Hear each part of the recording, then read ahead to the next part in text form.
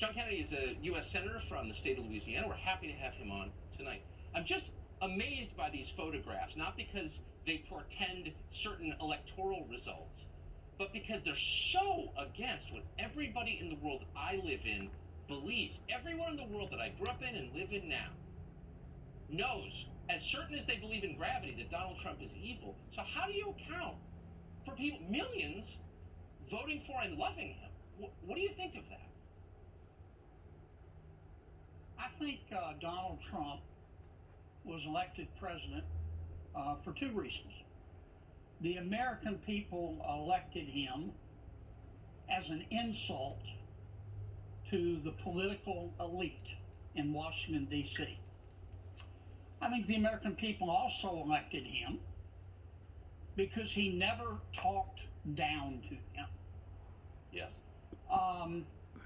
If I had to put it another way, and this statement I think crosses party lines. Many Americans, both Democrats and Republicans, look at the leadership in Washington, D.C., on both sides of the aisle, including the bureaucracy, and they wonder how we made it through the birth canal. And as bad as it looks from the outside, I have seen it now for 4.5 years. It's even worse from the inside. There is a swamp. There's no question. That is, I wonder why, after 4 years, that message hasn't really penetrated. And you tell me, perhaps it has penetrated. And maybe one of the reasons they hate Trump so very much is because he's living testament to how true it is. Well, it's true. It is better, but it is true. And how we address the swamp is one of the biggest differences, in my judgment, between the Democratic Party and the Republican Party. The new Democratic Party, as we all know, has taken a hard left, and it kept driving. The new Democratic Party still believes in free speech, but only if it's politically correct. I mean, how can we solve our problems if we don't talk about them? The Democratic Party's political correctness is strangling a free people. And if you ask me to sum up the difference between the two, in one sentence I would say Republicans believe in more freedom.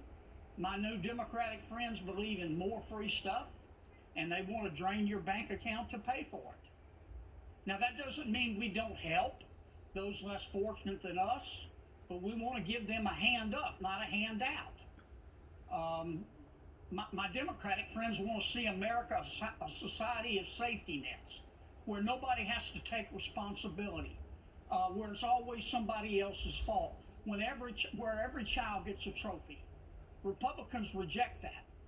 We believe in a colorblind meritocracy. And when our citizens need help, we believe in giving them a hand up, but not a perpetual handout. An entire society forced to lie all the time about everything that matters.